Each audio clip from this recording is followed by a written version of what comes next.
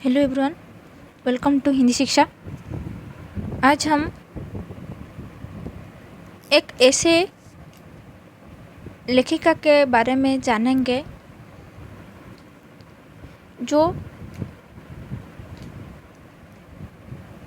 हिंदी साहित्य की आधुनिक महिला कथाकारों में से उनका नाम प्रमुखता से लिया जाता है। वो कौन? उषा प्रेमवदा जी। ठीक है, देखिए उषा प्रेमवदा का जीवन परिचय के बारे में देखिए क्या लिखा गया है। उषा प्रेमवदा जी के जन्म कब हुआ था? 24 दिसंबर 1930 को कानपुर में इनका जन्म हुआ था और लंबे समय तक अमेरिका में प्रवास बिताया।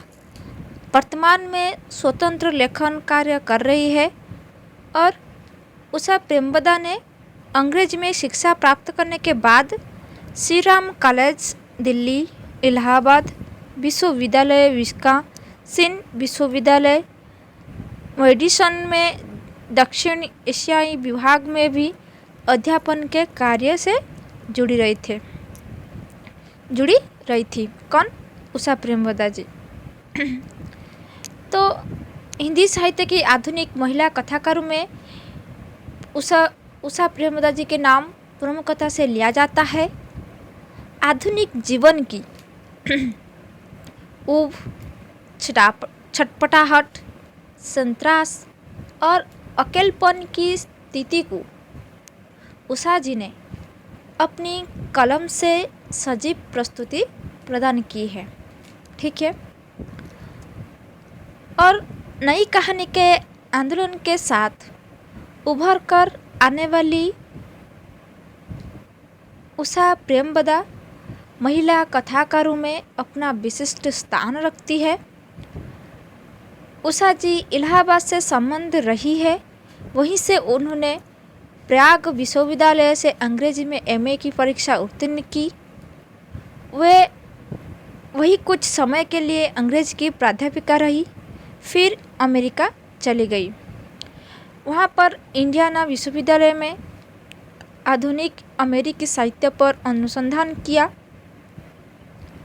उषा जी ने लंबे समय तक विस्कॉन्सिन विश्वविद्यालय में हिंदी का अध्यापन कार्य करते रहे। उषा जी ने अपनी कहानियों में उन्होंने बहुत सारे रचनाएं भी किए हैं। उन्होंने कई सारे कहानी संग्रह लिखे हैं। उस कहानी संग्रह का नाम क्या है? जिंदगी और गुलाब के फूल, एक कोई दूसरा, मेरी प्रिय कहानियाँ और वनवास, और कितना बड़ा झूठ, शून्य, संपूर्ण कहानियाँ, ये उषा जी के कहानी संग्रह है। तो ये नोटबुक में नोट कीजिए और याद रखिए। उसके बाद उषा जी ने अपनी कहानियों में पारिवारिक जीवन की परिवर्तित व्यवस्था एवं प्रेम संबंध के बदलते स्वरूप को अभिव्यक्त प्रदान की है। ठीक है, और उनकी कहानियों में क्या देखने को मिलता है ना? आधुनिक परिवारों में बदलते मानवीय संबंधों की जो व्याख्या, ये बहुत सुंदर और स्वाभाविक ढंग से उषा जी ने किए हैं। ठीक है, और उन्होंने बहुत सारे उपन्यास भी लिखे हैं। वो उपन्यास क्या है ना? बचपन खंबे और लाल दीवारें, रुकोगी नहीं राधिका, बचपन खंबे लाल दीवारें, ठीक है, रुकोगी नहीं राधिका, शेष यात्रा, अंतर्वंशी, ये सब उनके उपन्यास है। ठीक है, उसके बाद उषा प्रेमवदा की प्रमुख कहानियाँ वो क्या है ना। उषा प्रेमवदा नई कथाकार में अग्रणी है। उन्होंने दर्जनों कहानियाँ लिखी है। इनके 3 कहानी संग्रहों में जिंदगी और गुलाब के फूल, एक कोई दूसरा तथा कितना बड़ा झूठ, ये उनके कहानी संग्रह है। तो ये संग्रह वस्तु और शिल्प दोनों दृष्टियों से श्रेष्ठ है। उनकी कहानियों में वापसी, मछलियाँ और प्रतिध्वनि ये उल्लेखनीय है। और उनके कहानियों का जो मूल कथ्य और विशेषता है वो क्या है ना। उषा जी की समस्त कहानियाँ मध्य वर्गीय जीवन के सुख दुख, आशा निराशा एवं जीवन संघर्ष पर आधारित है और स्त्रियों की दशा को लेकर नई पुरानी पीढ़ी के टकराव का चित्रण भी उषा जी ने किए हैं। हॉस्टल में पढ़ने वाली छात्रा, नौकरी पेशा, अकेली रहने वाली औरत, विदेशी जाने वाली स्त्री के संतरास का चित्रण भी उन्होंने बखूबी किया है। और राजेंद्र यादव के अनुसार वापसी कहानी हमारे समाज के टूटन की कहानी है। तो हम नेक्स्ट क्लास में वापसी कहानी के बारे में डिस्कस करेंगे। तो उषा जी ने राजेंद्र यादव के अनुसार वापसी कहानी हमारे समाज के टूटन की कहानी है। ये मतलब जिसमें युवा वर्ग अपने ही बुजुर्ग को अवमानना की ज़िंदगी बिताने के लिए मजबूर करता है। आपकी कहानियों में मुख्यतः मध्यवर्गीय व्यक्तिवादी चेतना व्यंजित हुई है। तो उषा जी की कहानियाँ भारतीय नारी की असहायता एवं मजबूरियों को उजागर करती है।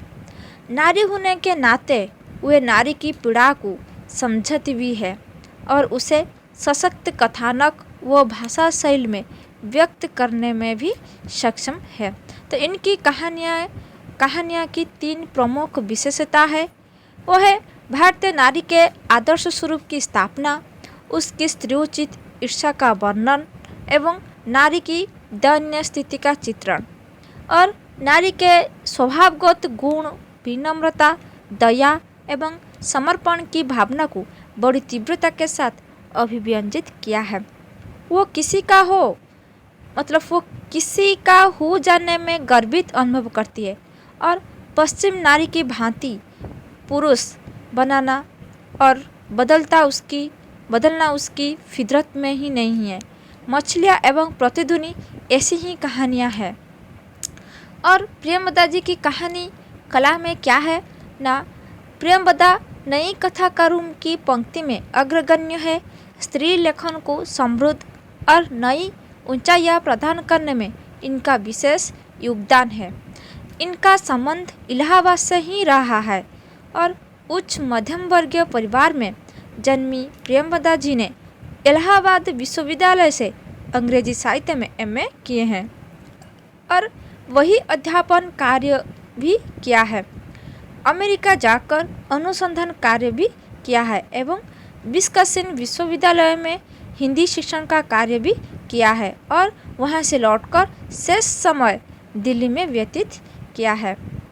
तो प्रेमवदा का अधिकांश लेखन नारी विमर्श पर आधारित है। ये याद रखिए कि उषा प्रेमवदा जी के अधिकांश लेखन किसके ऊपर आधारित है? नारी विमर्श के ऊपर। उन्होंने भारतीय नारी की असहाय स्थिति एवं मूक सहनशीलता का चित्रण बखूबी किया है। साथ ही मध्यम वर्गीय परिवार की समस्याओं, विघटनकारी स्थिति एवं बुजुर्ग की उपेक्षा का चित्रण भी सटीक भाषा में किया है। भारतीय परिवारों में नारी आदर्श रूपा रही है। वो अपने त्याग, प्रेम एवं समर्पण द्वारा परिवार के सदस्यों के लिए अपना सुख भूल जाती है। उसका पति के प्रति एक निष्ठ प्रेम व समर्पण अतुलनीय है। मछलियाँ कहानी की विजी कहती हैं। तटराजन नटराजन मुनीस कहा करता था कि प्यार चुक जाता है, भावनाएं मर जाती है। अक्सर मैं सोचती हूँ कि मुझ में ऐसा क्यों नहीं होता है, मैं क्यों निर्मम कठोर क्यों नहीं हो पाती। इस कथन में नारी की समर्पण भावना व्यक्त हुई है। पुरुष प्रधान समाज में नारी सामाजिक उपेक्षा और तिरस्कार का कष्ट भोगती रही है। इसी कारण पुरुष वर्ग के शोषण का शिकार हुई है। वह पुरुष ही नहीं, नारी के हाथों भी शोषित हो रही है। मछलियाँ कहानी में भी विजी कहती है कि बड़ी मछली छोटी मछलियों को निगल जाती है। उसकी सहेली मुकी उसके प्रेम को छीन लेती है। इसी कारण उसमें स्त्रीउचित ईर्ष्या का भाव उदित हुआ है। वह भारत लौट आती है। तो समझ में आ रही है। और प्रेमदा की कहानियों में पुरुष के लंपट स्वभाव का चित्रण भी हुआ है। पुरुष नारी के निश्चल स्वभाव को समझ नहीं पाता है। मुकी नटराजन में अंत में इसीलिए विवाह नहीं करती क्योंकि उसका आकर्षण विजी की तरफ भी था। उषा जी की कहानियाँ भावमूलक है। कहानी का प्रत्येक पात्र भावुक होती है। यद्यपि इनकी कहानी में आर्थिक विषमता का भी चित्रण हुआ है, किंतु पात्र भावात्मक धरातल पर ही जीते हैं। उसके बाद उपलब्धियाँ क्या है प्रेमदा जी की ना, विदेश में रहकर हिंदी भाषा तथा साहित्य में अहम योगदान देने वाले साहित्यकारों में उषा जी भी एक है। अपना जीवन साहित्य के प्रति पूर्ण समर्पण कर देने वाली इन हिंदी सेविका को मोटोरी सत्यनारायण पुरस्कार से भी सम्मानित किया जा चुका है। तो इन्होंने कथा साहित्य में खोते हुए भारतीय मूल्यों को पुनर्स्थापित कर पारिवारिक विघटन को रोकने के लिए आह्वान किया है। इन्होंने आज के जीवन की मुख्य समस्याएं जैसे ऊब, छटपटाहट, संत्रांश और अकेलेपन को पहचाना तथा सटीक चित्रण भी किया है। ठीक है, तो समझ में आ रही है। तो फिर से देखिए उषा प्रेमवदा जी के जीवन परिचय के बारे में। उषा प्रेमवदा का जन्म 24 दिसंबर 1931, तो 1930 तो लिया है लेकिन 1931 को इलाहाबाद में हुआ। इलाहाबाद विश्वविद्यालय से ही उन्होंने अंग्रेजी से स्नातकोत्तर उपाधि अर्जित की थी। उन्होंने कहानी संग्रह क्या लिखा है, कितना बड़ा झूठ, जिंदगी और गुलाब, फिर बसंत आया, ये सारे कहानी संग्रह लिखे हैं। और भी मैं पहले कह चुकी हूँ और कितने कहानी संग्रह है। ठीक है, और उन्होंने उपन्यास भी लिखे हैं। वो क्या है, बचपन खंबे लाल दीवार है। तो मैं भी बचपन खंबे लाल दीवार के बारे में पढ़ाऊँगी। तथा रुकोगी नहीं राधिका, ये उनके उपन्यास है। और भारतीय परिवेश, परंपरा और प्रतीति में भौतिक युग के वैयक्तिक और एकांतिक सोच और रहने जिन विसंगतियों और विडंबनाओं को जन्म दिया, उनका गहरी टीस को अभिव्यक्ति प्रदान करने में उषा प्रेमवदा सरलतम और सहजतम है। ठीक है, और वे अंग्रेजी साहित्य में एमए हैं। अंग्रेजी साहित्य का अध्यापन भी उन्होंने किया है। आधुनिक अमेरिकी साहित्य पर इंडियाना विश्वविद्यालय से शोध के उपरांत भी उन्होंने हिंदी के अनुराग बनाए रखा है। वे विस्कॉन्सिन विश्वविद्यालय के हिंदी विभाग में विभागाध्यक्ष रही। विदेशी रहवास ने उनके स्वदेश चिंतन को तुलनात्मक बोध प्रदान किया। वे स्वदेश की संस्कृति, परिवार, कुटुंब और समाज के लय ताल में भला प्रकार रमती लगती है। आयातित सांस्कृतिक चिंतन और व्यक्ति के अस्मिता बोध ने मानव मूल्य को किस तरह अनदेखी की है, ये उनकी कथा सृष्टियों की निजी पहचान है। ठीक है, तो समझ में आ रही है उनके जीवन परिचय के बारे में और उनके रचनाएं के बारे में। और भी उन्होंने कई सारे रचनाएं भी किए हैं, दिखेंगे वो क्या है। देखिए उन्होंने बहुत सारे कहानी संग्रह लिखे हैं। वो क्या है, वनवास, कितना बड़ा झूठ, शून्य, जिंदगी और गुलाब के फूल। गुलाब के फूल कब प्रकाशित हुआ था, 1961 में। एक कोई दूसरा 1966 में, ये याद रखिए। फिर बसंत आया कब प्रकाशित हुआ था? 1961 में। कितना बड़ा झूठ? 1972 में प्रकाशित हुआ था। और धनंजय सिंह, ये पटना विश्वविद्यालय में लिखे थे। उसके बाद उन्होंने कई सारे उपन्यास भी लिखे हैं। वो क्या है? 55 खंबे लाल दीवारें। 55 खंबे लाल दीवारें कब प्रकाशित हुआ था? 1961 में। याद रखिए, वेरी इंपॉर्टेंट है। रुकोगी नहीं राधिका कब प्रकाशित हुआ था? 1967 में। शश यात्रा 1984 में। अंतवंशी 2000 में। भैया कबीर उदास 2007 में। नदी 2013 में। 2013 में नदी उपन्यास प्रकाशित हुआ था। और उषा प्रेमवदा जी को 2007 में पद्म भूषण डॉक्टर मोटरी सत्यनारायण पुरस्कार से सम्मानित किया गया था। ठीक है, तो समझ में आ रही है उषा प्रेमवदा जी के जीवन पर उनके रचना के बारे में।